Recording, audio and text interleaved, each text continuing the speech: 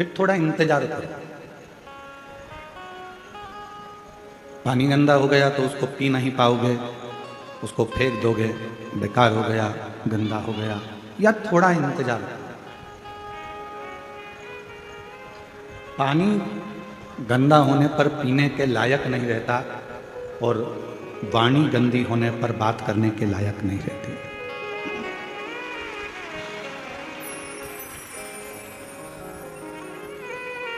मेरे शिव जी काय से रिश्ते, मेरे शंकर भगवान को चाहिए क्या? दो ही चीजें मेरे शंकर भगवान ने आपसे ली, एक पानी और दूसरी वाणी।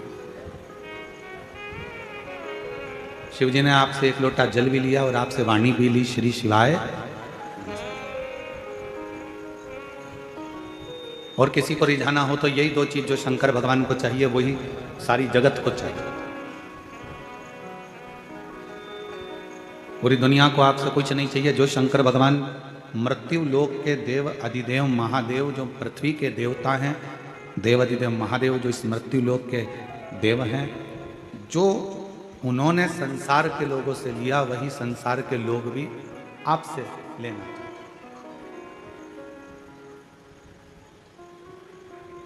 क्या क्या चीज ली है शंकर जी ने आपसे? दो चीज ली, एक लोटा जल और मुख से निकली हुई वाणी, पानी और वाणी।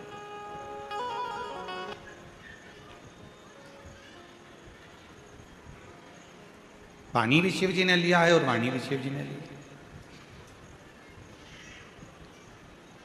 अब जगत को क्या चाहिए? जगत के लोगों को क्या चाहिए? जो शंकर भगवान ने आपसे लिया, पानी भी शंकर भगवान ने लिया और वाणी भी, उसी तरह संसार के लोगों को भी आपसे कुछ नहीं चाहिए। संसार के लोगों को भी केवल दो चीज चाहिए। एक, कोई अतिथि तुम्हारे दरवाजे पर आए या किसी के प्राण छूट रहे हों तो जरा सा पानी उसको पीने को मिल जाए। अतिथि आए उसका सम्मान पीने के पानी से हो जाए, और अतिथि आए तो आपकी मीठी वाणी से उसका सत्कार हो जाए। बस ये दो चीजें चाहिए, जो शंकर को भी प्रिय है और जगत को भी प्रिय है। मेरे ओघड़दानी को, मेरे शंभू को, मेरे त्रिकालदर्शी को, मेरे कैलाश विनाशी शंकर को भी बस यही दो चीज चाहिए। एक श्रेष्ठ तुम्हारी पानी की जो एक लोटा जल लेकर जा रहे हो, उसमें आपका भाव शुद्ध हो, निर्मलता का हो, हृदय का हो, भक्ति का। और आप जब किसी से मिल रहे हो, भगवान का भजन कर रहे हो, स्मरण कर रहे हो, कीर्तन कर रहे हो, तो आपकी वाणी शुद्ध। वाणी ऐसी बोलिए जो मन का आपा हो। पर आज के जमाने में वाणी ऐसी बोलिए जो जम के झगड़ा हो, पर उससे मत बोलिए जो तुमसे तगड़ा हो। आज का जमाना उल्टा है कि वाणी तो बोलो, पर ऐसी बोल रहे हैं लोग, आपस में झगड़ा हो रहा है, लड़ाइयाँ हो रही हैं, अपशब्द कहे जा रहे हैं, ताने दिए जा रहे हैं, गालियाँ दी जा रही है, आड़े टेढ़े वचन बोले जा रहे हैं।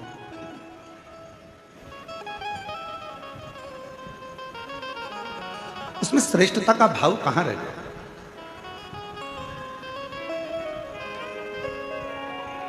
बोल मेरी जीवा हरि हरि, 10-10 भोजन पान करे और राम नाम में मरी मरी।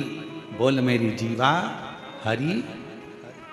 ये जिह्वा एक ऐसी विचित्र है कि भजन का नंबर आ जाता है तो ये जीवान एकदम मौन हो जाती है, और भोजन का नंबर आ जाता है तो चिल्ला चिल्ला कितना अच्छा बना है, आपकी चटनी तो इतनी अच्छी है, आज तो जो भाजी बनी, सब्जी बनी, इतनी बढ़िया बनी है, आज की खिचड़ी, आज का चावल, आज का पोहा इतना बढ़िया बना, पूछो ही मत। अब जितना तुम खाने में बोले हो ना, भोजन में बोले हो ना, उतना अगर भजन में बोलो तो थोड़ा थोड़ा। एक नज़ारा रात्रि को देखना निकुंभ में आके, आज नहीं देखो तो कल देखना। कल कथा का चतुर्थ दिवस है, परसों कथा विराम हो जाएगी। कल का कथा का समय तो यही रहेगा, 1 बजे से 4 बजे तक। परसों का कथा का समय सुबह 8 बजे से 11 बजे तक हो जाएगा। कल जब कथा का चतुर्थ दिवस रहेगा, विराम दिवस के एक दिन पहले का दिन कौन सा कहलाता है? जम के बोलो, शिवरात्रि। तो कल तो हो जाएगा कथा का शिवरात्रि का दिन, और परसों के दिन जिस दिन कथा विराम हो रही है उस दिन है प्रदोष, और बाबा की कृपा से उस दिन भी आपको कथा का लाभ का आनंद मिलेगा। शिव तत्व भजन में मन नहीं लगा, भजन में जिभ्या थोड़ा थोड़ा बोलती बोलती बोलती बोलती थक जाती, और जिभ्या तकी फिर भगवान का नाम जाप स्मरण नहीं हो पाता।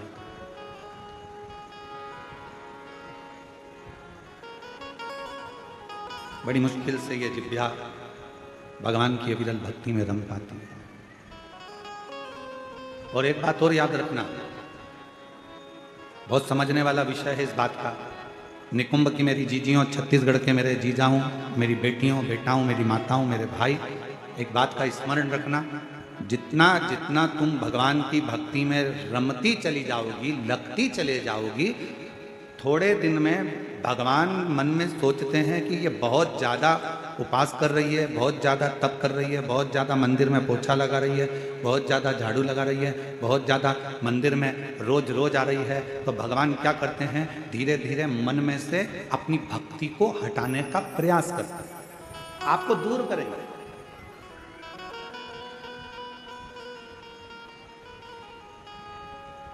आपको अपनी भक्ति में से थोड़ा थोड़ा भगवान दूर करने का प्रयास करेंगे, जिससे ये मुझसे दूर हो जाए।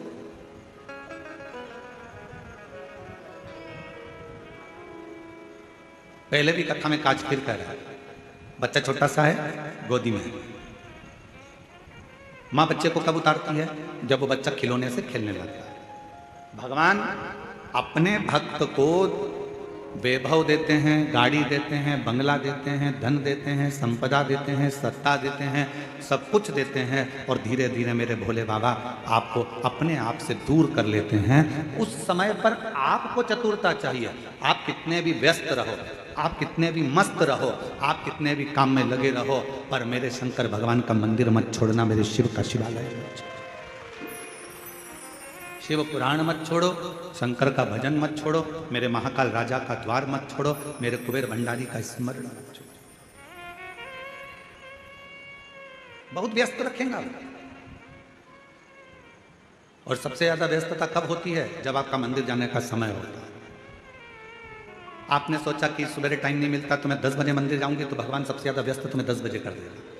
तुमने सोचा कि मैं 10 बजे मंदिर नहीं जाऊंगी, शाम को 4 बजे जाऊंगी, जब सब दुकान चले जाएंगे, बच्चे स्कूल चले जाएंगे, सब अपने काम में लगे, 4 बजे मंदिर जाऊंगी, भगवान इतना व्यस्त कर देगा 4 बजे कि तुम मंदिर नहीं जाओ। फिर तुमने सोचा अब ऐसा नियम बनाती हूँ कि शाम को 7 बजे मंदिर जाऊंगी, सब आ जाएंगे, सबका खाना बना दूंगी, सबको घर में रुके, फिर मैं मंदिर। भगवान ऐसी व्यस्तता लाएगा कि 7 बजे भी तुम्हारा मंदिर का समय छूट जाए, तुम्हें दूर करेगा।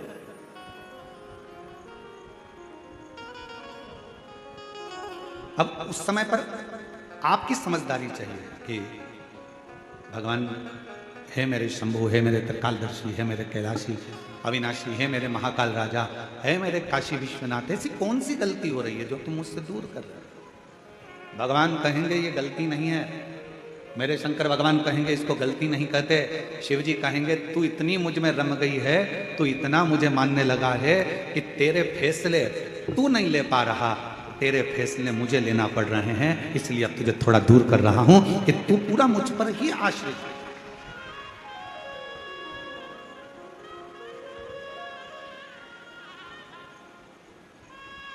तारकासुर था असुर,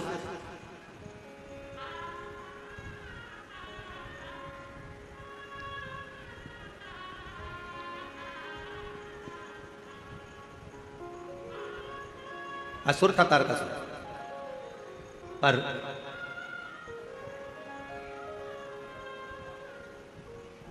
तारकासुर ने अपने बेटों को अपने पास में बुलाया, तारकाक्ष, विदुमाली और कमलाक्ष, तीनों को।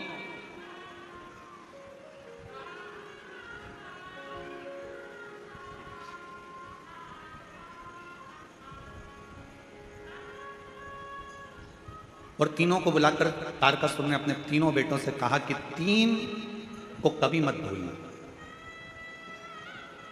और सुन लो मेरी छत्तीसगढ़ की जीजियों, मेरे छत्तीसगढ़ के जीजाओं, बहुत सावधानी से। तारकासुर ने अपने तीनों बेटों को बुलाकर कहा कि तीन को कभी मत भूलना। पहले नंबर पर मुसीबत में डालने वाले को कभी मत भूलो, ये बार बार मुझे मुसीबत में डाल देता है। दूसरा, मुसीबत से निकालने वाले को कभी मत भूलो, जो तुम्हें दुख से, तकलीफ से, मुसीबत से निकाल देता। और तीसरे नंबर का, मुसीबत में साथ देने वाले को कभी मत भूलो, जो तुम्हारे साथ में चल रहा है। अब तारकासुर के तीनों बेटे तारकाक्ष, विदुमाली, कमलाक्ष की तीनों के अंदर एक प्रश्न खड़ा हुआ। क्या कभी असुरों की चित्तवृत्ति में भी कोई अच्छा प्रश्न आता है? कहा, अगर कुछ माता पिता के संस्कार अगर प्रबल हैं तो अच्छे प्रश्न क्यों नहीं आते? तारकासुर के तीनों बेटों के अंदर एक प्रश्न जागृत हुआ, और वो प्रश्न कौन सा था? तारकासुर के तीनों बेटों ने कहा, पिताजी आप कहते हो मुसीबत में डालने वाले को कभी मत भूलो, मुसीबत से निकालने वाले को कभी मत भूलो, और मुसीबत में साथ देने वालों को कभी मत भूलो। इन तीनों का गुण क्या किसी एक में पाया जा सकता है? क्यों नहीं? तारकासुर ने कहा, एक देव ऋषि नारद ऐसे हैं जो संपूर्ण जगत के कल्याण के लिए कहीं ऐसा क्रम उत्पन्न कर देते हैं कि व्यक्ति को लगता है कि मैं मुसीबत में, और वही देव ऋषि नारद आकर उसको मुसीबत से निकाल भी देते हैं, और वही देव ऋषि नारद उसको मुसीबत में साथ भी देते रहते हैं, उसको मंजिल तक पहुंचाने का काम। कोई प्रसंग कहा,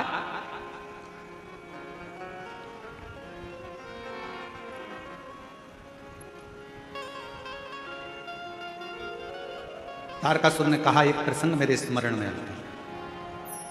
वो कौन सा प्रसंग है?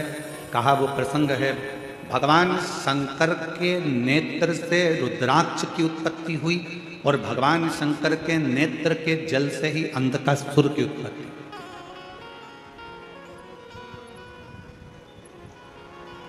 जो तपस्या कर कर नेत्र बंद कर कर रखे थे, तपस्या कर कर नेत्र बंद कर कर जो अश्रु गिरा था, उससे रुद्राक्ष का जन्म हुआ। रुद्राक्ष का जन्म।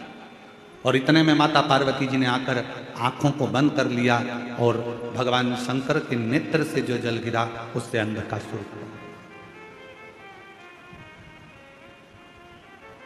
एक तपस्या का जल, एक साधना का जल, एक उपासना का जल, एक मेहनत का जल, एक परिश्रम का जल, एक संघर्ष का जल जो आपके और हमारे शरीर से निकलता है, वो साधारण नहीं होगा।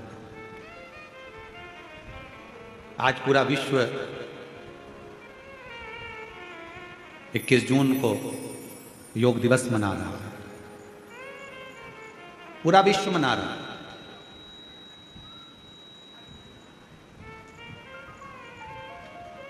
योग ऋषि बाबा रामदेव जी ने पूरे विश्व में इस योग की एक ऐसी अलख जगा दी कि केवल भारत देश ही नहीं, विश्व में भी इस योग दिवस को मनाया जा रहा है। और सभी को इस पवित्र योग दिवस की बहुत बहुत बधाई हो। संपूर्ण देश और संपूर्ण विदेश, जहाँ जहाँ पर सनातन धर्म है, वहाँ के सारे सनातनी स्वस्थ रहें, योग करते रहें और अपने जीवन को अलमस्त होकर जिएं। यही काम। क्या ये तीनों क्रम, तारकासुर से तारकाक्ष ने पूछा, विदुमाली ने पूछा, कमलाक्षकी ने पूछा, क्या ये तीनों क्रम एक व्यक्ति में है? नारद जी ने। ठीक है, क्या कोई चरित्र है जिसको हम सुन सके? क्यों नहीं? एक पवित्र चरित्र तारकासुर ने सुनाया। सुनो तारकाक्ष, विदुमाली, कमलाक्षकी, शंकर भगवान के नेत्र बंद करने से, उनके नेत्र से जो अश्रु निकला, उससे एक बच्चे ने जन्म ले लिया जिसका नाम था अंधकासुर। पार्वती जी ने उसको गोदी में ले लिया। अब बच्चा अगर जन्म लिया है, बच्चा अगर रो रहा है, तो बच्चे को पार्वती जी ने अपनी गोदी में लिया। गोदी में लिया तो शंकर भगवान से कहा कि ये मेरा पुत्र है। शंकर भगवान ने कहा ये तुम्हारा पुत्र नहीं है, प्रभु आपके द्वारा प्रकट हुआ है, तो मेरा तो पुत्र ही रहेगा। यदि आपके द्वारा अगर प्रकट हुआ है तो ये तो मेरा पुत्र है। भगवान शंकर ने मना करा, इसको समुद्र में फेंक दो। पार्वती जी ने अंधकासुर को समुद्र में डाल दिया। हिरण्याक्ष ने उसको पाल पोस कर बड़ा करा, और हिरण्याक्ष ने पाल पोस कर बड़ा करा। उसको जब बड़ा करा, समय आया, वराह अवतार के रूप में भगवान श्री हरि ने, नारायण ने उस हिरण्याक्ष का वध कर दिया। अब जरा ध्यान देना कि नारद जी ने वो क्रम कैसे करे। नारद जी पहुंचे अंधकासुर के पास और अंधकासुर से कहा कि तुमने जिंदगी में कभी तप करा? जीवन में तुमने कभी साधना करी है, कभी आराधना करी है, कभी तप करा? नहीं। अंधकासुर को भगवान देव ऋषि नारद ने तप में लगा दिया और ब्रह्मा जी से वर मांगा कि मैं कहीं ना मरूं, ऐसा वर मुझे दे दीजिए। तब कहा ऐसा हो नहीं सकता, मरना तो पड़ेगा। तब देव ऋषि नारद से फिर पूछा अंधकासुर ने कि ब्रह्मा जी मुझे अमर होने का वर नहीं दे रहे, तो मैं वर कौन सा लूं? तो कह दिया एक वर मांग लो कि तुम्हारा तो कोई ना माँ है ना तुम्हारा कोई पिता है। हिरण्याक्ष ने तो तुम्हें पाला पोसा था, इसलिए तुम वर मांग लो। जिस दिन मैं अपनी माँ को गलत दृष्टि से देखूंगा, बस उसी दिन मेरे प्राण छूटे। नारद जी के कहने पर अंधकासुर ने वर मांग लिया ब्रह्मा जी से। ब्रह्मा जी ने तथास्तु भी कहा। अब तथास्तु तो कह दिया, समझ लेना था अंधकासुर को कि अगर ब्रह्मा जी ने तथास्तु कहा है तो इसका मतलब है कि मेरी माता कहीं ना कहीं तो होगी, ये निश्चित है। मेरी मौत अगर लिखी है तो मेरी माता कहीं ना कहीं तो होगी।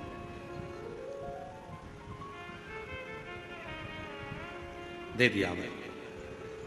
और समय आया, तारकासुर ने अपने पुत्र तारकाक्ष, विदुमाली और कमलाक्ष की तीनों से कहा, सुनो अब देखो, नारद जी का काम देखिए कि ये असुर था, इसको मरना था, इसके प्राण जाना थे, पर इसको तब साधना में लगाकर इसको वर दिलवा दिया। और वर दिलवाकर जब ये अपनी माता पार्वती की सुंदरता का बखान करेगा और पार्वती को अपनी अर्धांगिनी बनाने का जब प्रयास करेगा, तब इसके प्राण छूटेंगे।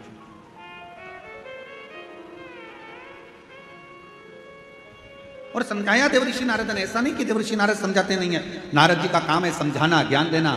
एक विद्वान, संत, साधु, सन्यासी, तपस्वी, साधक, उपासक की एक क्रमता होती है कि वो समझाने का प्रयास करते हैं, पर तुम्हारी बुद्धि में बैठे तब तुम्हें समझ में आए। महाराज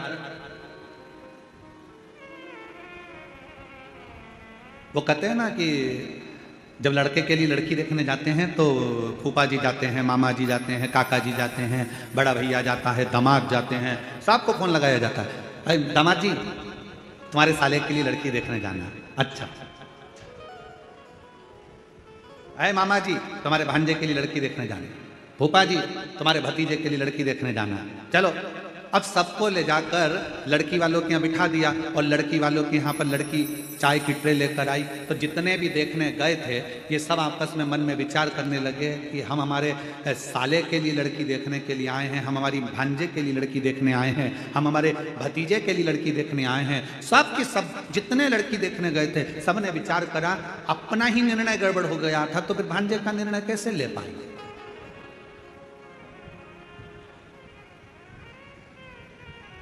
जब हमारी शादी की बात आई तो हमने विचार करा, मामा सोचे कि हमने विचार करा, फूफा सोचे हमने विचार करा, दामाद सोचे हमने विचार करा, हमारा निर्णय हमको ही अच्छा नहीं मिल पाया तो हम हमारे साले के लिए कौन सा निर्णय ले पाएंगे। ये विचार नहीं हो जाता।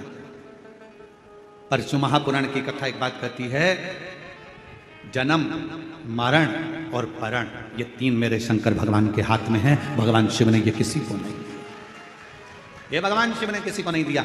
जन्म कब होना है, कहाँ होना है, कैसे होना है, कितनी बजे होना है, ये निश्चित स्वयं देवादिदेव महादेव करते हैं। मरण, मृत्यु कहाँ होना है, किस जगह पर होना है, भले तुम कहीं पर भी रहते हो पर तुम्हारी मौत जहाँ लिखी होगी, जब लिखी होगी, जिस जगह पर लिखी होगी, जिस घड़ी में लिखी होगी, उस घड़ी में, उस पल, उस समय में मृत्यु तुमको लेकर चली जाएगी। और अगर तुम्हारी मौत नहीं लिखी है तो चाहे दुनिया के लोग मृत्यु के घाट उतर रहे हों, बाबा भोलेनाथ उस व्यक्ति को कैसे भी काल के पंजे से निकाल कर बाहर ले आएंगे, कोई बच जाएगा और मालूम पड़े बाकी के मर जाएगा।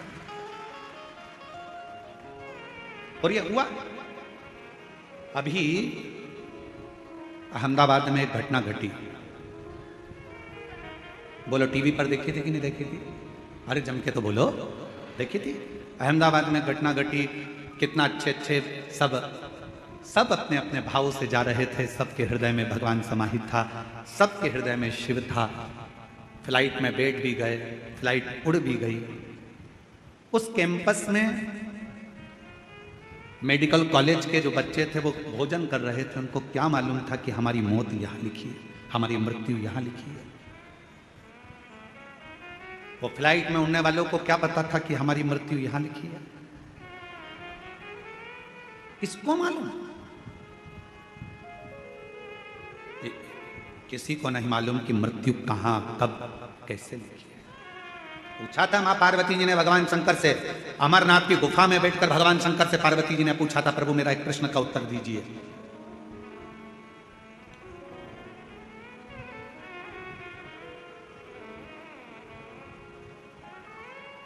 मृत्यु की तिथि, मृत्यु का समय, मृत्यु का पल, मृत्यु की घड़ी कब लिखी जाती? थोड़ा ध्यान देना, पूर्व में क्या हुआ है, तुमने कितना कमाया कितना गमाया, पूर्व में क्या तुम्हारे पास था क्या नहीं था, यह बताना सरल है, पर आने वाला समय क्या कह रहा है, कितने दिन जियोगे, कब चले जाओगे, कब आखिरी श्वास होगी, कब भगवान का भजन कर रहे होगे, कब प्राणों को त्याग रहे होगे, ये बताना कठिन है, बहुत कठिन। कोई कितना भी विद्वान संत बन जाए, कोई कितना विद्वान साधु बन जाए, कोई कितना विद्वान सन्यासी बन जाए, कोई कितना भी बड़ा महाराज बन जाए, वो बता नहीं सकता। याद रखना, सबसे पहला दर्शन करने के लिए मेरे शंकर भगवान राम जी के दरवाजे पर गए थे, मां कौशल्या जी की गोद में से राम जी को गोद में लेकर दर्शन किया था। क्या मेरे शंकर भगवान को नहीं मालूम था कि राम जी को 14 वर्ष के लिए वनवास जाना पड़ेगा? मेरे राम जी को मालूम था। क्या मेरे राम जी को नहीं मालूम था कि सीता जी का परित्याग करना पड़ेगा? मेरे शंकर भगवान को मालूम था। पर मेरे शंकर भगवान ने ये सब कुछ देखा, पर भविष्य नहीं बताया कि आने वाले समय में तुम्हारे साथ क्या होने वाला है। याद रखना, संत साधु सन्यासी तपस्वी साधक उपासक दुनिया में कितने भी पैदा हो जाएं, पर मृत्यु कब कहां कैसे होगी, इसका रिसर्च तो वैज्ञानिक भी नहीं कर सकते, साइंटिस्ट भी नहीं कर सकते। इसका रिसर्च तो केवल एक देवाधिदेव महादेव कर सकते हैं। शंकर ओघड़दानी ने लिखा, पार्वती से कहा, सुनो पार्वती, मृत्यु अटल सत्य है। जब बच्चे की नाल कटती है, मां के गर्भ से जब बच्चा जन्म लेता है, उसकी नाल कटती है, उस नाल कटने के समय पर बच्चे की मृत्यु लिख दी जाती है कि कब कहां किस जगह कैसे होगी, समय निश्चित हो जाता है। स्वामी विवेकानंद जी का प्रसंग याद कर लीजिए। स्वामी विवेकानंद जी ने रामकृष्ण परमहंस जी से पूछा था कि व्यक्ति को भगवान का नाम कब लेना चाहिए। रामकृष्ण परमहंस जी ने कहा था, मरने के 1 मिनट पहले, मरने के 1 मिनट पहले भगवान का नाम लेना चाहिए। तो रामकृष्ण परमहंस जी से स्वामी विवेकानंद जी ने पूछा कि मालूम कैसे पड़ेगा कि मरना कब है? तो रामकृष्ण परमहंस ने कहा, जब तुम्हें मालूम ही नहीं है कि मरना कब है, तो हर पल, हर मिनट, हर क्षण भगवान का नाम लेते रहो। कौन सा क्षण आखिरी होगा, किसको मालूम है? कौन सा क्षण?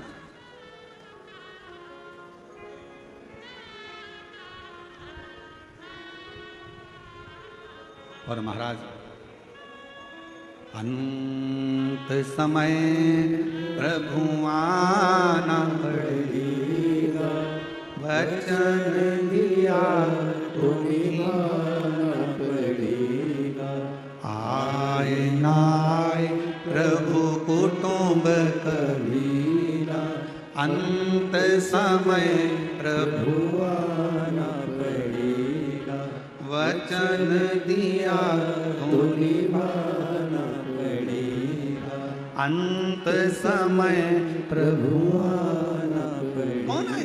किसको मालूम कब, कौन सा पल, कौन सी घड़ी, कौन सा क्षण, कब किसका आखिरी है? इसलिए शिव पुराण कहती है। कई माताएं सोचती है हम परसों के दिन कथा में जाएंगे, अब चौथे दिन संडे पड़ेगा ना, जब हम कथा में जाएंगे, और उससे पहले निपट गई तो किसको मालूम? अरे अभी सावन में अपने यहाँ कथा होगी ना, जब हम सुन लेंगे। हमने सोचा है सावन के महीने में हमारे पास में कथा होगी, तब हम सुनेंगे। और सावन से पहले निपट गई तो क्या भरोसा।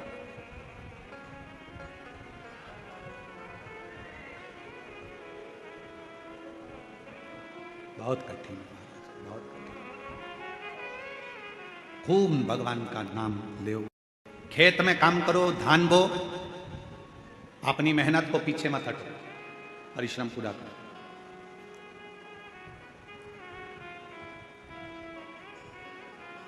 अभी छत्तीसगढ़ में एक चीज हमको देखने को मिल रही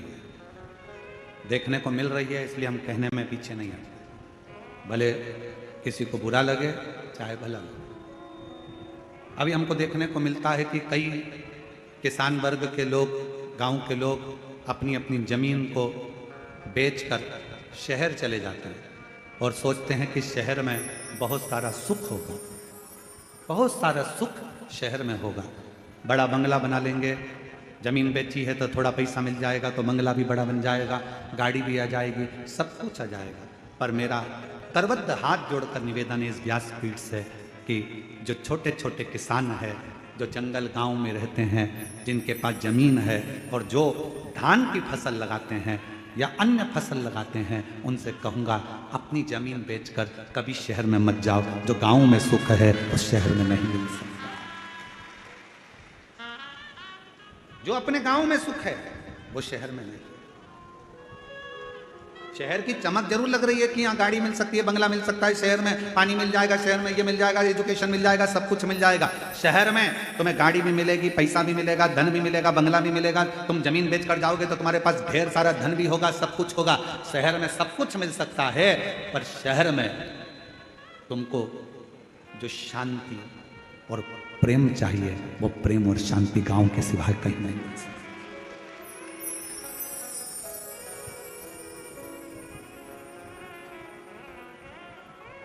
कितना अंतर है शहर और गांव में।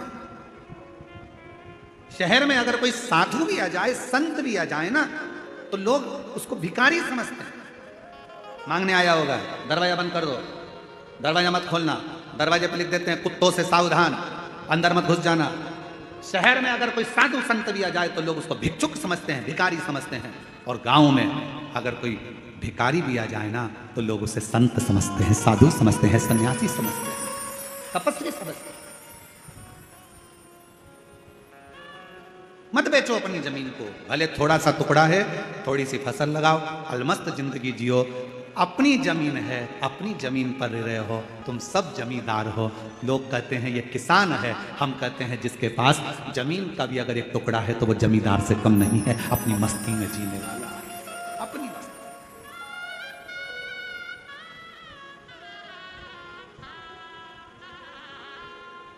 थोड़ा अलमस्त रहो।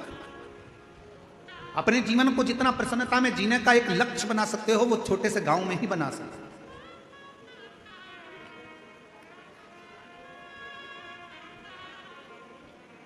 शिव कथा कर रही है, भगवान शंकर का चरित्र करा है, शिव महापुराण की कथा कर रही है, भगवान शंकर का संवाद करता है। भीतर की जो प्रसन्नता है, देवऋषि नारद ने अंधकासुर को भगवान की भक्ति में लगा दिया। अब वो विचार करता है कि वर मिल गया, वर मिलने के बाद उसने विचार करा कि मुझे शादी करना है, कोई अच्छी लड़की मिल जाए। जो लड़की थी कहाँ, शिव जी उसको ब्याह कर ले गए। माता पार्वती जी की सुंदरता की ओर उसका मन डोल गया, मन उसका विचलित हो गया पार्वती जी की ओर, और आखिरी में पार्वती जी को लेने गया। उसको नहीं मालूम था कि ये मेरी माँ है, इसने जब मेरा जन्म हुआ तो गोदी में मुझे ले लिया था, और मुझे गोदी में लेकर ये निश्चित हो गया था कि ये मेरी माता हो। जब बच्चे की नाल कटती है उस समय पर निश्चित हो जाता है कि इसकी मृत्यु कब होगी, कहां मरेगा, किस जगह मरेगा, किस जगह प्राण छूटेंगे, जल में, थल में, वायु में, विमान में आदि, कहां, गाड़ी में, घर में, जहां उसके प्राण छूटने का होता है वहां का लिख दिया जाता है। अपने जिले में, अपने क्षेत्र में, अपने प्रदेश में, दूसरे प्रदेश में, दूसरी जगह में, कहां लिखा वहां जाता है, वहां।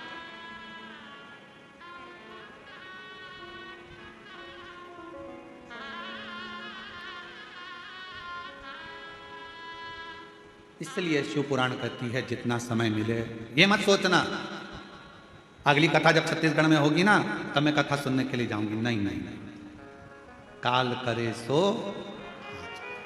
आज करे सो पल में प्रलय हो जाएगा, शिव पुराण सुनेगा। आज मिला है मुझे, चल पहुंचो। बहुत सारे प्रश्न हैं दुनिया की दृष्टि में, बहुत प्रश्न। एक बहन ने एक प्रश्न लिखा कि गुरुजी, हम हमारे नर्मदा जी का दर्शन करने के लिए हम जबलपुर के पास बेड़ा घाट गए, वहाँ से हम शंकर जी का छोटा सा शिवलिंग लेकर आ गए, हम उसकी प्राण प्रतिष्ठा करे बिगर हम उसका पूजन कर रहे हैं, हमारे पास में प्रतिष्ठा का पैसा नहीं है, हम उसकी आराधना कर रहे हैं, क्या हमें पुण्य मिलेगा? क्यों नहीं मिलेगा? लिंग पुराण में, शिव महापुराण में, नर्मदा पुराण में, स्कंद पुराण में, सब में तो वर्णन किया कि मां नर्मदा जी के जल से अगर कोई कंकर भी निकलता है तो वो शंकर है। उस शंकर की प्रतिष्ठा की जरूरत नहीं होती, वो अपने आप में प्रतिष्ठित होता है। आप उसकी आराधना करिए, कौन मना कर रहा है? आप उसके जल चढ़ाओ, पूजन करो, आराधना करो।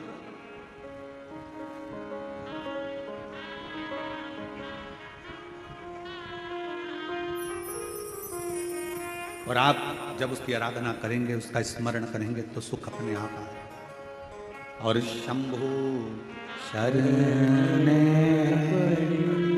मांगू घड़ी रे, दुख काटो दया करी दर्शन आपो। बहुत सारे प्रश्न हैं। गुरु जी, हम क्या भगवान का नाम ले सकते हैं? हम रजस्वला धर्म में हैं, क्या भगवान को पुकार सकते हैं? द्रौपदी का चरित्र कहता है कि द्रौपदी रजस्वला धर्म में थी, दुशासन बाल खींच कर लेकर गया, भरी सभा में खड़ा कर दिया, चीर खींचने लगा। आखिरी में द्रौपदी ने अपने गुरु जी से पूछा, गुरु द्रोणाचार्य से कहा, गुरुदेव कोई नहीं बचा रहा, मेरे पति नहीं बचा रहे, मेरे काका ससुर, काकी सास बैठी, अंधकार यहाँ पर धृतराष्ट्र गांधारी बैठे, वो नहीं बचा रहे, कोई बचाने को तैयार नहीं है, भीष्म पितामह नहीं बचा रहे, गुरुदेव आप बताओ मैं क्या करूं? तब गुरु जी ने कहा, एक काम कर, वो द्वारका नाथ को पुकारना प्रारंभ कर दे। भगवान को पुकार। द्रौपदी कहती है मैं रजस्वला धर्म में हूं, रजो धर्म है मेरा, मैं भगवान को पुकारूं। हाँ आएगा। रजो धर्म के समय पर भी द्रौपदी ने अपना मंत्र का स्मरण करा। शिव महापुराण की कथा कहती है, भगवान का नाम, तुम शुद्ध हो अशुद्ध हो, तुम स्नान करे हो ना करे हो, तुम कहां बैठे हो उससे भी मतलब नहीं। शिव पुराण की कथा कहती है भगवान का नाम कहीं पर भी पुकार सकते हो। कई लोग कहते हैं हॉस्पिटल में हम रुद्राक्ष पहनकर जा सकते, क्यों नहीं? हम ऐसी वैसी जगह पर रुद्राक्ष धारण कर क्यों नहीं? सर्वस्वता शिव का है, सर्वस्व। क्या तुलसी की माला में गलत क्रम नहीं आएगा? रुद्राक्ष में गलत क्रम नहीं आएगा? अरे शिव महापुराण की कथा कहती है कि तुलसी जिस पात्र में डल जाती है उसको भी प्रसाद कर देती है, रुद्राक्ष जिसके गले में डल जाता है उसको भी शिवमय बना देता है। क्या सोचना? क्या हम मंत्र जाप करें? करो नाम जाप, भगवान का नाम लेते जाओ, तुम कैसे भी हो प्रभु का नाम लो, प्रभु का नाम। श्री शिवाय नमस्तुभ्यं, श्री शिवाय नमः। सब बोलो, सब जितने भी बैठे हैं, लाखों की संख्या में आप लोग आए, कोई पंडालों में जगह नहीं है, रोडों पर आप लोग बैठे हो, दिल से बोलिए, भाव से बोलिए, श्री शिवाय नमस्तुभ्यं, श्री शिवाय नमस्तुभ्यं, श्री शिवाय नमस्तुभ्यं, श्री शिवाय नमस्तुभ्यं। भगवान का नाम कहीं पर कभी भी कैसे भी किसी भी घड़ी किसी भी पल किसी भी क्षण पुकार सकते। रात्रि को नींद ना आए, बैठ जाओ, 2 मिनट भगवान का नाम पुकारो। कोई काम अड़चन आ गई है, परिश्रम करो, मेहनत करो, कुछ देर भगवान के नाम का स्मरण करो, भगवान आए आए। जब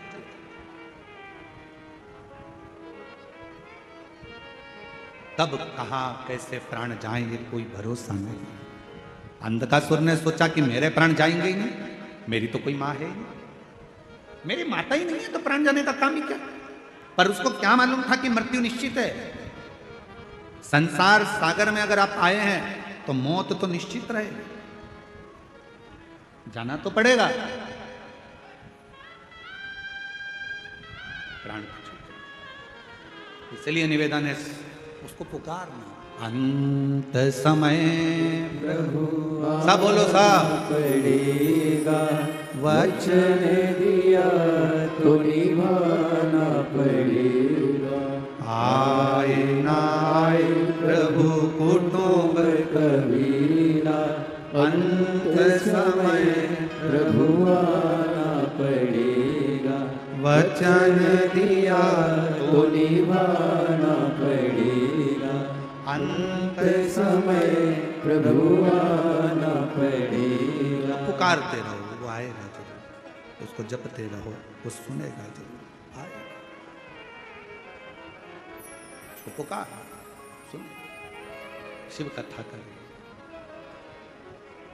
आखिरी में अंधकासुर ने पार्वती माता पर गलत दृष्टि दे दी और उसके प्राण चले गए।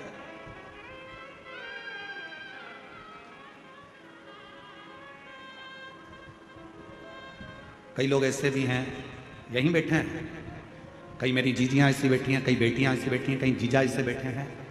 उनके मन में हमेशा एक बात आ जाती है, ए गुरुजी हमने भगवान को ऐसे ऐसे कर लिया, गलती हो गई। अब जैसे कल कथा सुनी तो कहा कि गुरुजी आपने बताया कि जिस दिन व्रत होता है उस दिन बेलपत्र नहीं तोड़ना चाहिए, और हमने पुराने समय में हमने पशुपति व्रत करे, हमने तो उसी दिन बेलपत्र तोड़ लिया, तो हमने गलती कर दी। आपको मालूम नहीं था, आपके स्मरण में नहीं था, आपको याद नहीं था। और जब तक मालूम नहीं रहता, स्मरण में नहीं रहता, याद नहीं रहता, तो सोच लेना चाहिए कि हमारा शंकर हमें माफ करता चले जा रहा है, हमारा शिव हमें माफ, हमारा शंकर माफ कर रहा है, ये निश्चित है। हमें स्मरण में नहीं था। अब बार बार पीछे का सोचो, बार बार पीछे का स्मरण करो तो आगे बढ़ पाओगे क्या? अरे बोलो तो जम के बढ़ पाओगे? नहीं। अरे ऐसा हो गया, अरे वैसा हो गया, अरे ये हो गया, अरे वो हो गया, बार बार पीछे का याद कर। हिरण और शेर में क्या अंतर है? हिरण 90 किलोमीटर पर घंटे की स्पीड से भागता है। कौन? अरे बोलो तो हिरण। हिरण 90 किलोमीटर पर घंटे की स्पीड से भागता है और शेर 60 किलोमीटर पर घंटे की स्पीड से भागता है। दोनों में तेज कौन दौड़ता है? अरे बोलो जम के बोलो, हिरण। वो 90 किलोमीटर पर घंटे की स्पीड से हिरण भागता है और शेर 60 किलोमीटर पर घंटे की स्पीड से भागता है। फिर भी हिरण का शिकार शेर कर लेता है। हिरण का शिकार शेर कर लेता है। क्यों? कैसे? किस लिए? ऐसा क्या हुआ कि हिरण 90 की स्पीड से भाग रहा है, शेर 60 की स्पीड से भाग रहा है और उसका शिकार कर लिया जाता है? कैसे? तो शिव महापुराण की कथा का एक संवाद याद रखना। हिरण 90 की स्पीड से भाग रहा है, पर हिरण पीछे पलट पलट कर रुकता, पलट कर देखता, फिर भागता, फिर पलट कर देखता, फिर भागता। हिरण अपना आधे से ज्यादा समय पीछे देखने में लगा देता है। इसलिए 60 की स्पीड में दौड़ने वाला भी शेर 90 की स्पीड वाले का शिकार कर लेता है।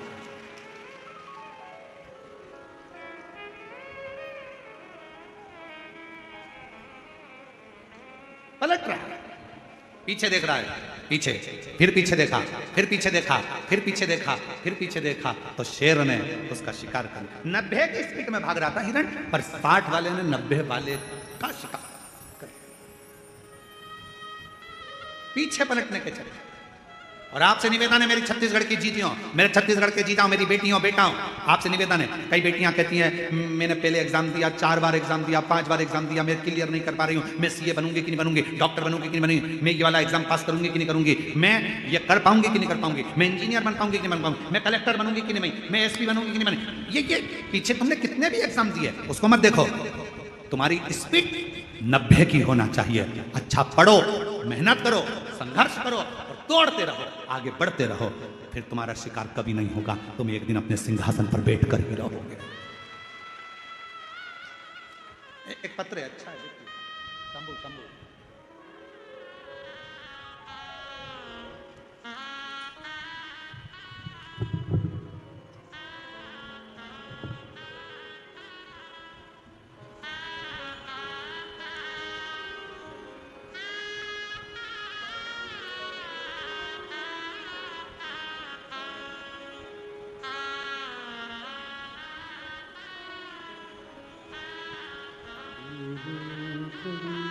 दुख काटो दया करीन दर्शन आपो, शंभु शरण पड़ी मागो घड़ी रे घड़ी, दुख काटो दया करीन दर्शन आपो। खुशबू राहुल जैन, कहीं बैठे हो? खुशबू राहुल जैन, सरोना जिला कांकेर छत्तीसगढ़, मोबाइल नंबर ये है। खुशबू राहुल जैन, अगर कहीं बैठे हो तो बेलपत्र लेने के लिए आ सकते हैं। खुशबू राहुल जैन, सरोना जिला कांकेर छत्तीसगढ़, मोबाइल नंबर। गुरुदेव, बाबा का कितना बखान करूं, कम है। गुरुदेव, मुझे झटके आते थे और झटके के कारणवश में गिर जाती थी और मुझे याद नहीं रहता था कि क्या हो, समझ नहीं आता। ये झटके आते आते सालों निकलते चले गए, जिंदगी बढ़ती चली गई। आयुर्वेदिक इलाज करवाया, डॉक्टरों का इलाज करवाया, पर कभी भी झटके बंद नहीं। आखिरी में किसी बहन जी के कहने पर कथा सुनना प्रारंभ करी, शिव जी पर जल चढ़ाना, बेलपत्र चढ़ाकर खाना, शिव जी के मंदिर की सेवा करना प्रारंभ करी और बाबा की कृपा से 11 मार्च 2021 से कोई झटका नहीं आया। बाबा की कृपा से मैं ठीक। 11 मार्च 2021 से लास्ट झटका आया था, उसके बाद से मेरे बाबा ने मुझे संभाल लिया। महाकाल बाबा की कृपा, कुबेर भंडारी की कृपा, मैंने शिव जी को अपना पिता मान लिया। गुरु जी, आप कहते हो कि शंकर भगवान से कोई संबंध जोड़ लो, और अगर एक रिश्ता भगवान से जुड़ गया तो तुम्हारी पूरी टेंशन तुम्हारे पिता की होगी। मैंने भगवान शिव को अपना बाप मान लिया। गुरुदेव, मेरे 2 बच्चे हैं, सोचती हूं कि अपने बच्चों के लिए और अपने परिवार के लिए कुछ करती रहूं, जिससे मेरा परिवार में कहीं धन की कमी ना हो। मेहनत आप कहते हो पूरी करो। मैंने भी एक दिन एकांत में बैठकर विचार करा कि मैं क्या करूं। शिव जी के हाथ छोड़ दिया, मेरे पिताजी जैसा मार्ग बताएंगे मैं करूंगा। और बाबा की कृपा से एक दिन बैठी थी, एक साड़ी में फाल लगाने को आ गई। फिर मैंने ब्लाउज सिलना प्रारंभ करा, फिर मैंने बड़ी बनाना प्रारंभ करा, फिर मैंने पापड़ बनाना प्रारंभ करा, फिर मैंने चिप्स बनाना प्रारंभ करा। और आज बाबा की कृपा से अच्छा व्यापार मेरे शिव रूपी पिता के हाथ से चल रहा है और मैं अच्छा आनंद के साथ कार्य कर रहा हूं। किसके आश्रित होकर? शिव के आश्रित, शंकर के आश्रित। एक पत्र और देखो, पद्मा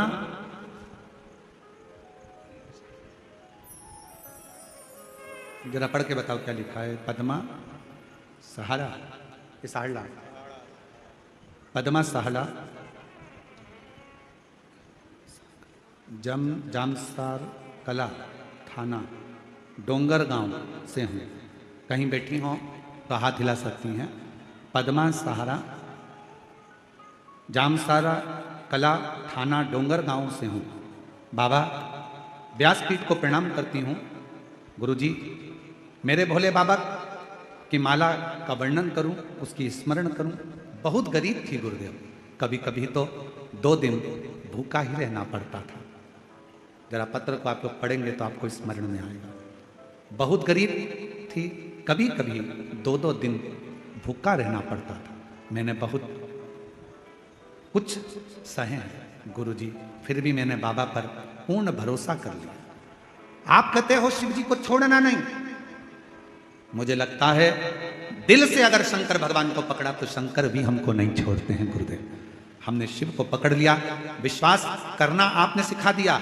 आपने कहा कि मेहनत, परिश्रम, संघर्ष और शंकर का भरोसा कभी नहीं छूटता, बस वही मन में था। गुरुदेव, मेरा बड़ा बेटा नौकरी में लग जाए, मैं बाबा से प्रार्थना करती थी। मेरे छोटे बेटे की आंख से दिखाई नहीं देता, आंखें कमज़ोर थी, मैं बाबा से प्रार्थना करती कि बाबा मेरे बेटे की नौकरी लग जाए और मेरे बेटे को दिखना प्रारंभ हो जाए। उसकी आंखों में दिखाई नहीं देता, बहुत परेशान, करूं तो करूं क्या।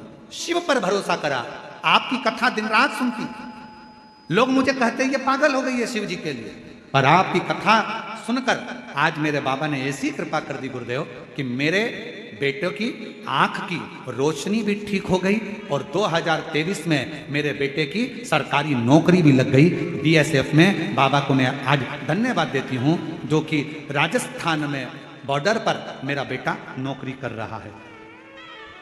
बॉर्डर राजस्थान में बीएसएफ की नौकरी पर आज मेरा बेटा है। मेरे शिव की कृपा से आंखें भी ठीक हुई और नौकरी भी।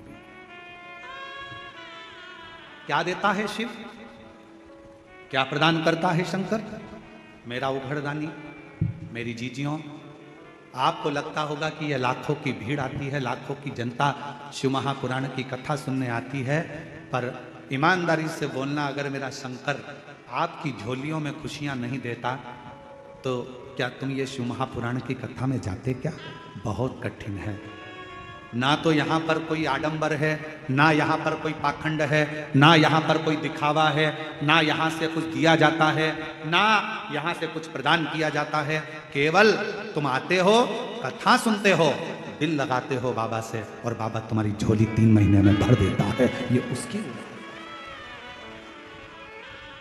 कुछ भी नहीं है। सीहोर वाला महाराज तो मिलता भी नहीं है।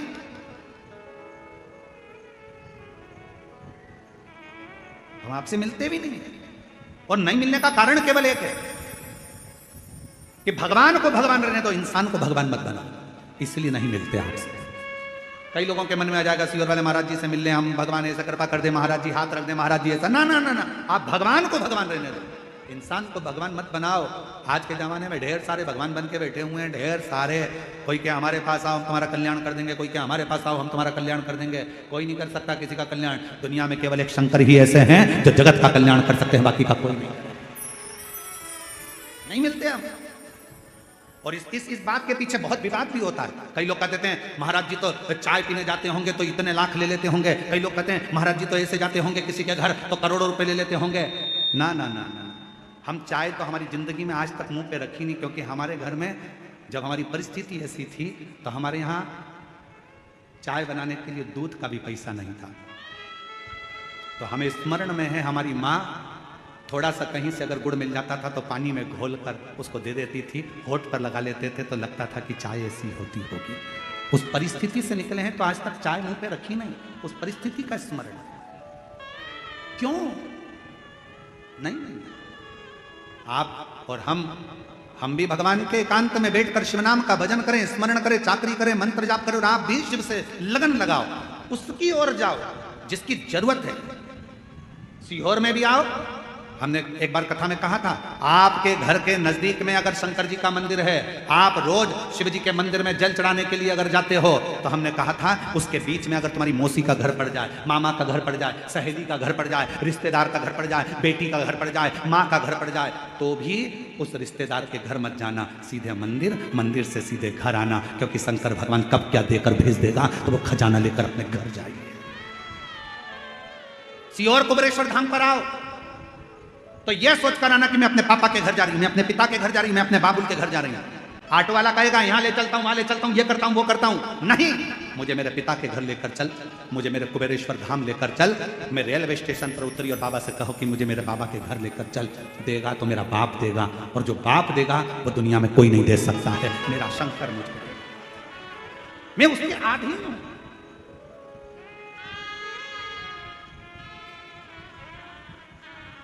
रिश्ता तेरा मेरा सबसे प्यारा, रिश्ता तेरा मेरा सबसे प्यारा, तू मेरा बाबा, मैं हूँ तेरा लाला, मैं हूँ तेरा लाला, तू मेरा बाबा, मैं हूँ तेरा संबंध मेरे बाबुल से है, मुझे उसके द्वार जाना। एक हमारे शैलेंद्र भाई बहुत अच्छा एक देवी का स्मरण भजन गाते हैं, वो स्मरण में आता है कि अब ना रोको माँ के द्वार जाने दो, अब ना रोको माँ के द्वार जाने दो, माँ के द्वार जाने दो, माँ के द्वार जाने दो, अब न रोको माँ के द्वार जाने दो, अब न रोको माँ के द्वार जाने दो। एक बार जाने दो मुझे, एक बार जाने दो, एक बार जाने दो मुझे, एक बार जाने दो, अब ना रोको माँ के द्वार जाने दो, अब ना रोको माँ के द्वार जाने दो। रोते नहीं, आज रोना नहीं, आज खुश हो, आपके बाबा ने हाथ पकड़ लिया, आप क्या सोच रहे हैं?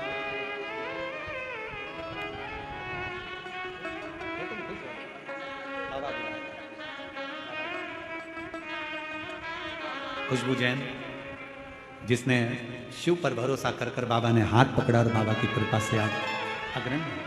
अब ना रोको माँ के द्वार जाने दो, एक बार जाने दो मुझे, एक बार जाने दो, एक बार जाने दो मुझे, एक बार जाने दो, अब ना रोको माँ के द्वार जाने, अब ना रोको माँ के द्वार जाने दो। वो उसके द्वार, उसकी चाकरी, उसकी शरणागति, कहीं नहीं जाऊंगी, भटकूंगी नहीं, कहीं नहीं।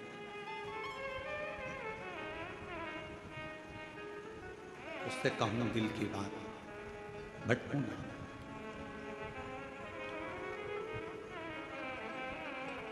कब, कहां, कैसे वो कृपा कर दे, उसका भरोसा नहीं, पीछे नहीं पलटती। क्या हुआ पहले, मैंने एक बार एग्जाम दी, नहीं निकली गुरुजी, दूसरी एग्जाम दी, नहीं निकली गुरुजी, कोई बात नहीं, मेहनत कर रही हो ना बेटा, अपना परिश्रम कर रही हो ना बेटा, सफलता मिलेगी। हार उसकी होती है जो हाथ पर हाथ रख कर बैठा रहता है, हार उसकी होती है जो हाथ पर हाथ रख कर बैठा रहता है। मेहनत करने वाला तो एक दिन विजय प्राप्त कर कर ही रहता है। मिलेंगे तुम्हारे गांव में, तुम्हारे शहर में, अगर कोई बहुत छोटा है, बहुत गरीब बड़ा है ना, उस पर कोई ध्यान नहीं देगा। बहुत गरीब बड़ा है, बहुत छोटा है, उस पर कोई ध्यान नहीं देगा। पर वही व्यक्ति अगर बड़ा हो गया, वही व्यक्ति धनपति हो गया, वही व्यक्ति विद्वान हो गया, उसी को लोग पूछने लगे, उसी को लोग जानने लगे, तो लोग फिर ताना भी देना प्रारंभ करेंगे। छोटे हो, छोटे बने रहोगे, कोई ना पूछेगा, छोटे हो, कोई ना ध्यान देगा। पर जैसे ही तुमने पद प्रतिष्ठा यश वैभव प्राप्त करा, आपके ऊपर ताने भी लगेंगे, गाली भी लगेगी, अपशब्द भी लगेगा। सील ठप्पा लगना कोई साधारण बात नहीं है महाराज, डिग्री प्राप्त करना कोई साधारण बात नहीं है महाराज, सील ठप्पे लगना कोई साधारण बात नहीं है। मीराबाई के जीवन में सोचो, सांप का पिटारा आया, शेर के सामने जंगल में छोड़ दिया, इतना कितना कष्ट मिला मीराबाई को। पूछा मीराबाई ने, मैं गिरधर की गिरधन मेरा, और मुझे इतना कष्ट सहना पड़ रहा है। संत रविदास जी महाराज के चरणों में बैठकर मीराबाई ने पूछा, गुरुदेव, ओ गुरुदेव, संत रविदास जी के चरणों में बैठकर मीराबाई पूछती है, गुरुजी मुझे इतना कष्ट सहना पड़ रहा है, मैं गिरधर की गिरधर मेरा। संत रविदास जी महाराज जी ने कहा, मीरा, जो भगवान के करीब में आता है, जिसको भगवान अपना बनाकर पृथ्वी पर जन्म देता है, उसको दुनिया के ताने, गाली, अपशब्द बहुत सहना पड़ता है, क्योंकि भगवान के हो रहे हो, भगवान ने तुमको जन्म दिया है और उसके लिए जी रहे हो, तो बहुत सहना पड़ेगा, बहुत सहना पड़ेगा, बहुत।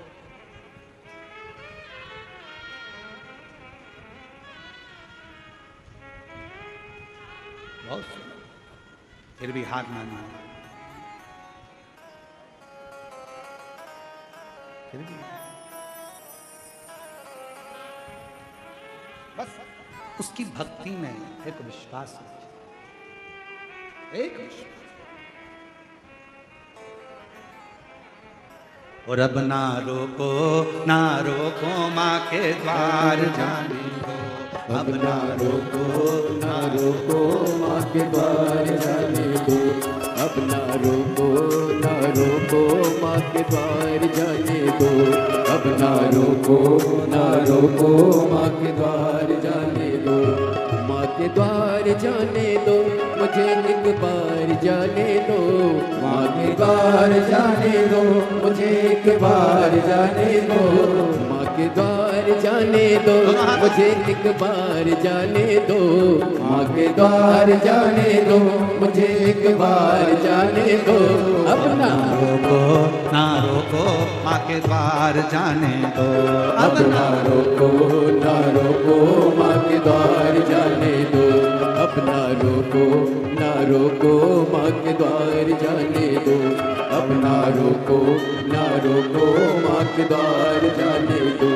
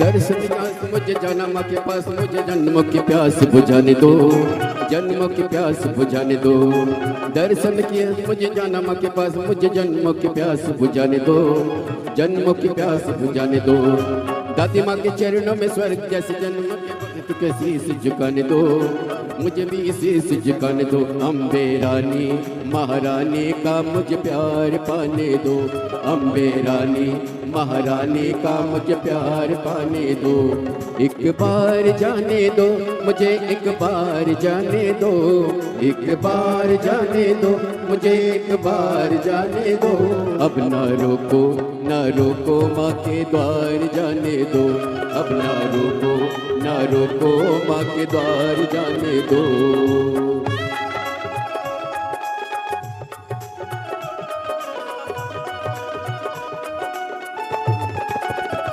जय हो।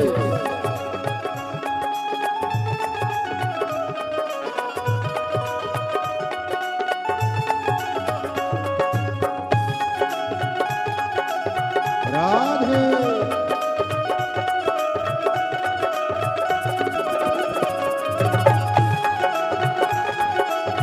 हरि बोल।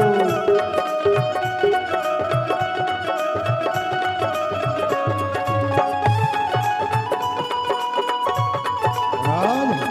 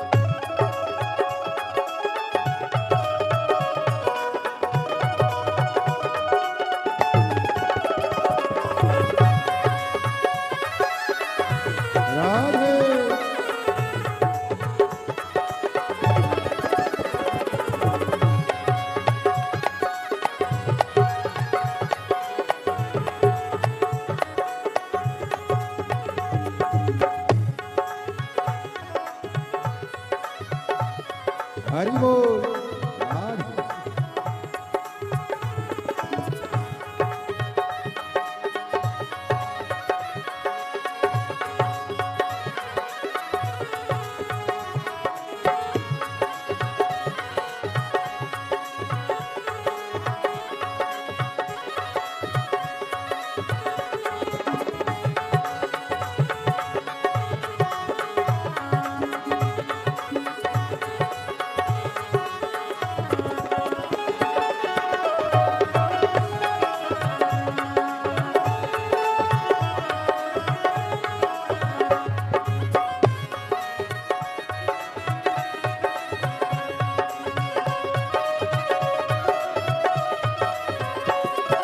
भरे भंडारों से सच दरबारों से सबकी भरती है झोलिया, सबकी भरती है झोलिया। भरे भंडारों से सच दरबारों से सबकी भरती है झोलिया, सबकी भरती है झोलिया। आया नहीं मैं अकेला देखने में, यहाँ सबकी भरती है झोलिया, सबकी सबकी झोलिया। मेरे संतों महंतों का दीदार पाने दो, मेरे संतों महंतों का दीदार पाने दो। दीदार जाने दो मुझे एक बार जाने दो, एक बार जाने दो मुझे एक बार जाने दो। अब ना रोको ना रोको माँ के द्वार जाने दो, अब ना रोको। श्री शिवाय नमस्तुभ्यम। 5 दिवसीय श्री शिव महापुराण की अलौकिक दिव्य कथा हम सभी पूज्य गुरुदेव के पावन सानिध्य में श्रवण कर रहे हैं। पूज्य गुरुदेव का आगमन हो चुका है, पूज्य गुरुदेव व्यासपीठ पर मंचासील हो चुके हैं। आप सभी की तरफ से, आप सभी की ओर से व्यासपीठ को नमन करते हुए, दंडवत करते हुए, प्रणाम करते हुए, हम सबके प्रिय, हम सबके लाडले ठाकुर कल्लू जी महाराज के पावन चरणों में नमन करते हुए, प्रणाम करते हुए, विश्वविख्यात परम पूजनीय पूज्य गुरुदेव के पावन चरणों में नमन करते हुए, दंडवत करते हुए, प्रणाम करते हुए और आप सभी शिव भक्तों के पावन चरणों में नमन करते हुए आज हम सभी पूज्य गुरुदेव के पावन सानिध्य में सुंदर तीसरे दिवस की कथा श्रवण करेंगे। उससे पहले स्वागत के क्रम में मेरा यजमान परिवार से निवेदन रहेगा, व्यासपीठ पर पधारकर व्यासपीठ का पूजन कर पूज्य गुरुदेव से आशीर्वाद प्राप्त करेंगे। एवं छत्तीसगढ़ शासन के पूर्व गृह मंत्री जी, आपसे भी निवेदन रहेगा, व्यासपीठ पर पधारकर व्यासपीठ का पूजन कर पूज्य गुरुदेव से आशीर्वाद प्राप्त करें। सुंदर हम सभी को ज्ञात है, जो 19 जून से 23 जून तक निकुंज जिला दुर्ग छत्तीसगढ़ की पवित्र भूमि पर हम सभी 5 दिवसीय श्री शिव महापुराण की अलौकिक दिव्य कथा श्रवण कर रहे हैं। यही कथा पूर्ण होने के बाद सुंदर 26 जून से 2 जुलाई तक 7 दिवसीय श्री शिव महापुराण की अलौकिक दिव्य कथा हम सभी बैजापुर जिला छत्रपति संभाजी नगर महाराष्ट्र की पवित्र भूमि पर दोपहर में 1 बजे से 4 बजे तक श्रवण करेंगे। सुंदर 5 जुलाई से 9 जुलाई तक 5 दिवसीय श्री शिव महापुराण की अलौकिक दिव्य कथा हम सभी बाबा कुबेर भंडारी के पावन चरणों में बैठकर कुबेरेश्वर धाम से श्रवण करेंगे। सुंदर 10 जुलाई को गुरु दीक्षा एवं गुरु पूजन आयोजन रखा है, जिसमें आप सभी भक्त सुंदर लाभ ले सकते हैं और अपने जीवन को कृतार्थ में कर सकते हैं, आनंद में कर सकते हैं। और जो पूज्य गुरुदेव के पावन सानिध्य में सेवा के कार्य कंकर शंकर की पवित्र भूमि कंकर शंकर की पावन धारा पर चल रहे हैं, जिसमें विश्व की बड़ी भोजनशालाओं में से एक भोजनशाला कुबेर भंडारी के पावन धाम पर चलती है, जिसमें लाखों सैकड़ों भक्त रोज प्रतिदिन भोजन प्रसादी का आनंद लेकर अपने जीवन को कृतार्थ में करते हैं, आनंद में करते हैं। श्री रमसीलाल साहू जी, पूर्व कैबिनेट मंत्री श्री प्रतिपाल जी, आपसे निवेदन रहेगा, व्यासपीठ पर पधारकर व्यासपीठ का पूजन कर पूज्य गुरुदेव से आशीर्वाद प्राप्त करें। और सुंदर एक बड़ी धर्मशाला का निर्माण कार्य भी पूज्य गुरुदेव के पावन सानिध्य में चल रहा है, जिसमें जो भी भक्त बाबा कुबेर भंडारी के पावन धाम तक पहुंचते हैं, उन भक्तों को किसी भी प्रकार का कष्ट ना हो, ऐसा पूज्य गुरुदेव का संकल्प रहता है। तो सुंदर 251 कमरों की धर्मशाला का निर्माण कार्य चल रहा था, पर पूज्य गुरुदेव के आदेश अनुसार उसी धर्मशाला में निर्माण कार्य बढ़ाते हुए अब उसी धर्मशाला में सुंदर 351 कमरों का निर्माण कार्य चल रहा है। और सुंदर एक बड़ी गौशाला का निर्माण कार्य भी चल रहा है, जिसमें जो गौवंश बढ़ता है तो सुंदर 4 से 5 हजार गौ माताओं की सेवा हो सके, 4 से 5 हजार गौ माताएं उस गौशाला के अंतर्गत रख सकते हैं, सेवा कर सकते हैं। तो ऐसी ही सुंदर बड़ी गौशाला का निर्माण कार्य भी पूज्य गुरुदेव के पावन सानिध्य में चल रहा है। सुंदर आप भी पूज्य गुरुदेव के पावन सानिध्य में सेवा के लाभ ले सकते हैं। और सुबह 10 बजे से शाम 5 बजे तक रुद्राक्ष वितरण भी कुबेर भंडारी के पावन धाम से निःशुल्क वितरण होता है। देखिए पूज्य गुरुदेव का यही संकल्प रहता है कि सभी सनातन धर्म को मानने वाले लोगों के गले में रुद्राक्ष हो, सभी सनातन धर्म के मानने वाले लोगों के घर के मंदिरों में रुद्राक्ष हो। तो सुंदर कुबेर भंडारी के पावन धाम से निःशुल्क रुद्राक्ष वितरण सुबह 10 बजे से शाम 5 बजे तक करा जाता है। देखिए सीहोर का रुद्राक्ष, कुबेरेश्वर धाम का रुद्राक्ष ना ही कुरियर करा जाता है और ना ही ऑनलाइन भेजा जाता है। अगर आपसे कोई भी कहे कि ये कुबेरेश्वर धाम का रुद्राक्ष है, हम इसको ऑनलाइन भेज देंगे या हम इसको कुरियर कर देंगे, तो आप उनकी बातों पर ध्यान न दें, क्योंकि सीहोर का रुद्राक्ष, कुबेरेश्वर धाम का रुद्राक्ष ना ही कुरियर करा जाता है और ना ही ऑनलाइन भेजा जाता है। जो भक्त कुबेर भंडारी के पावन धाम तक पहुंचते हैं, उन्हीं भक्तों को रुद्राक्ष प्राप्त होता है। और सीहोर के रुद्राक्ष का ना ही कोई पैसा लिया जाता है, ना ही कोई शुल्क लिया जाता है। निःशुल्क रुद्राक्ष वितरण सुबह 10 बजे से शाम 5 बजे तक बाबा कुबेर भंडारी के पावन धाम पर चलता है। और इन्हीं सेवा के कार्यों में जिन दानदाताओं ने अपनी सुंदर सी योग राशि समर्पित की, उन सभी पुण्यचारी पावनचारी दानदाताओं के नाम बबीता भूपेंद्र सिंह जी लखनऊ उत्तर प्रदेश से सुंदर 501 रुपए की सुंदर सी योग राशि समर्पित की। गोलू पाटीदार जी ओमकारेश्वर से 501 रुपए की सुंदर सी योग राशि समर्पित की। अरुण भूषण जी कल्याण से 501 रुपए की सुंदर सी योग राशि समर्पित की। सत्यनारायण रोड़ूलाल प्रजापति टोंक राजस्थान से 501 रुपए की सुंदर सी योग राशि समर्पित की। श्रीमती सुदेश रानी जी जीरकपुर पंजाब से 6000 रुपए की सुंदर सी योग राशि आपने समर्पित की, बहुत बहुत धन्यवाद। कैलाश जी ठाणे से सुंदर 501 रुपए की सुंदर सी योग राशि समर्पित की। किशन लाल मीणा जी जयपुर से 501 रुपए की सुंदर सी योग राशि समर्पित की। सौरभ कुमार जी बिहार से 501 रुपए की सुंदर सी योग राशि समर्पित की। श्रीमती बीना देवी जी हाजीपुर से 5551 रुपए की सुंदर सी योग राशि आपने, जो कुबेर भंडारी के पावन धाम पर सेवा के कार्य चल रहे हैं, उन सभी सेवा के कार्यों में सुंदर सी योग राशि आपने समर्पित की, बहुत बहुत धन्यवाद। कंचन कावरा जी ब्रह्मपुरी से 501 रुपए की सुंदर सी योग राशि समर्पित की। श्रीमती अनोखी देवी शर्मा जी दौसा राजस्थान से 501 रुपए की सुंदर सी योग राशि समर्पित की। गणेश वाला जी हैदराबाद से 1501 रुपए की सुंदर सी योग राशि समर्पित की। चंदन सोनी जी जयपुर राजस्थान से 1501 रुपए की सुंदर सी योग राशि समर्पित की। ममता चौहान जी धर्मशाला से सुंदर 1001 रुपए की सुंदर सी योग राशि समर्पित की। दिलीप कुमार जी लखनऊ उत्तर प्रदेश से 1100 रुपए की सुंदर सी योग राशि समर्पित की। धनमती झाली जी बस्तर से 501 रुपए की सुंदर सी योग राशि समर्पित की। विक्रम सिंह जी दिल्ली से 501 रुपए की सुंदर सी योग राशि समर्पित की। बीना शर्मा जी रोहतक से 501 रुपए की सुंदर सी योग राशि समर्पित की। विकास जी गुप्ता प्रयागराज से सुंदर 2100 रुपए की सुंदर सी योग राशि समर्पित की। दीपांशु अजीत कुमार यादव जी तमिलनाडु से 1101 रुपए की सुंदर सी योग राशि समर्पित की। माया जिंदल जी जयपुर राजस्थान से 5100 रुपए की सुंदर सी योग राशि आपने समर्पित की, बहुत बहुत धन्यवाद। अशोक प्रसाद जी औरंगाबाद से 1001 रुपए की सुंदर सी योग राशि समर्पित की। विनोद अमृतलाल जी मुंबई से 501 रुपए की सुंदर सी योग राशि समर्पित की। सुधीर सिंह जी रांची से 501 रुपए की सुंदर सी योग राशि समर्पित की। जयप्रकाश गुप्ता जी गाजियाबाद से 501 रुपए की सुंदर सी योग राशि समर्पित की। सुरेखा जसवंत जी मुंबई से 4001 रुपए की सुंदर सी योग राशि आपने समर्पित की। धीरज थापर जी चंडीगढ़ से 1100 रुपए की सुंदर सी योग राशि समर्पित की। दीपक प्रसाद जी 501 रुपए की सुंदर सी योग राशि समर्पित की। श्रीमती गायत्री जी ओडिशा से सुंदर आपने 21000 रुपए की सुंदर सी योग राशि देकर आजीवन भोजन भंडारे की सदस्यता ग्रहण करी। अपना नाम सुंदर सुनहरे अक्षरों में अंकित कराया गया, बहुत बहुत धन्यवाद। सुमामी हरेंद्र सिंह जी पटना से 501 रुपए की सुंदर सी योग राशि आपने समर्पित की।